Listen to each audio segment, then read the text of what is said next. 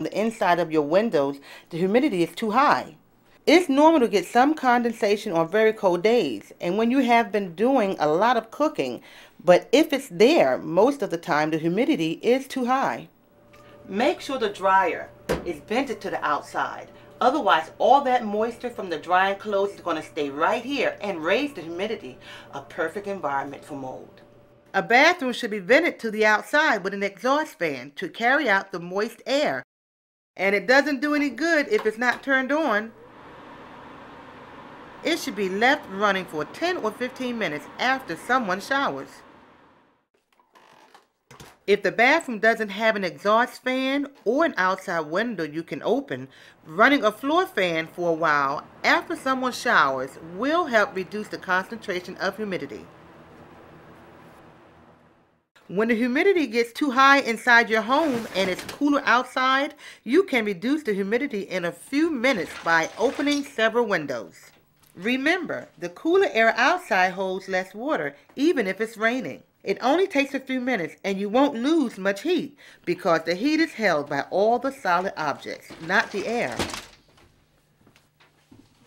Kerosene space heaters like this one are not only dangerous as a fire hazard, but they can raise the humidity. Burning 1 gallon of kerosene puts 1.1 gallons of water in the air, and mold loves it. Using your oven to heat the house can do the same thing. Okay, now we stopped the leak.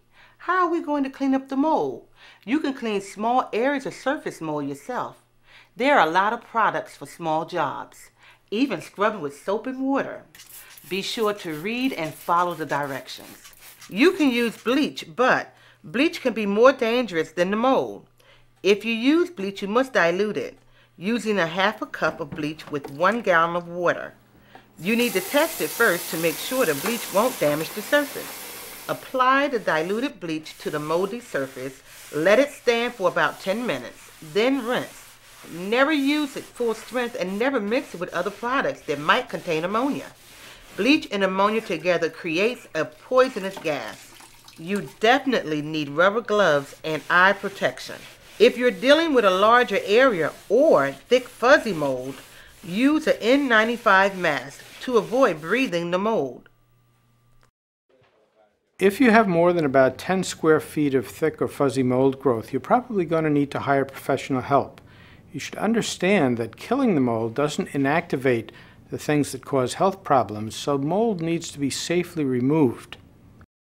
So we have mold on all 3 floors of our house: basement, main floor, attic. We invited 3 companies in. One company said, we're not coming in unless you pay us $500, and then we'll inspect your home from top to bottom, and then we'll, if you use us, you get a $500 credit. So we said, not you guys. Then we had another guy who came in and spent, and I kid you not, 30 seconds in each spot where we had observed mold, and said, well, you know, gave us like a boilerplate estimate of what he was going to do. Then the third guy, first, before he looked at anything, he educated us. And he said, this is, you know, people get panicked about mold. You need to educate yourself. This is what it is. This is how it causes things. This is why it comes. You know, all that kind of information before he looked at anything.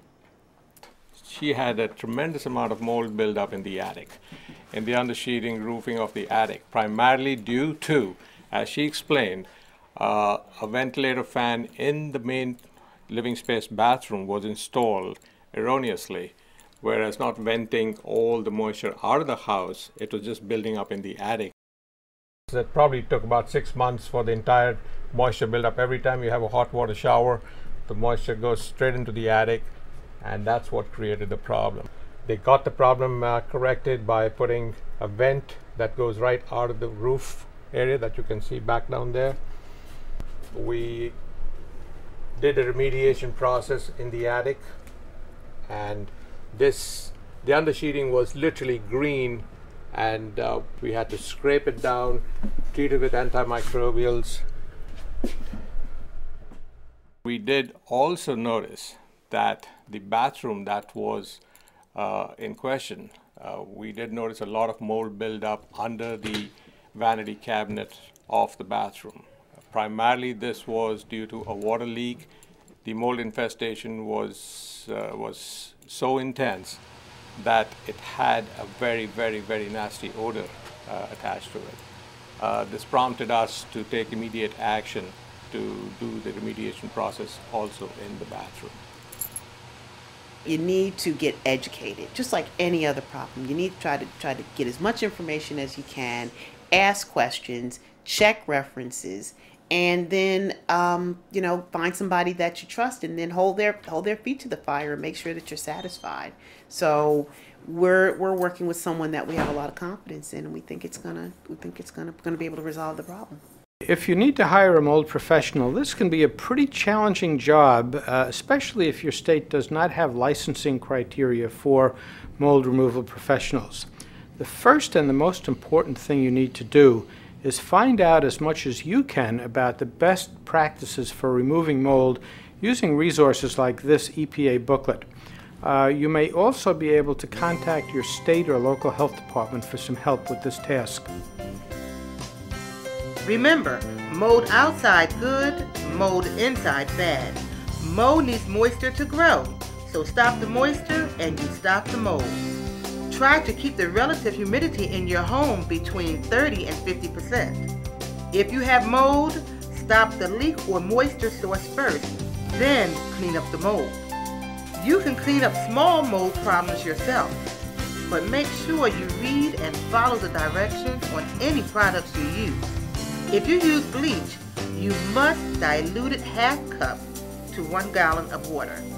Be sure to protect your eyes and hands, and use a face mask to avoid breathing the mold spores. For bigger mold problems, get help and make sure that help is qualified to deal with the problem. Dealing with mold is not a scary thing if you have the right information.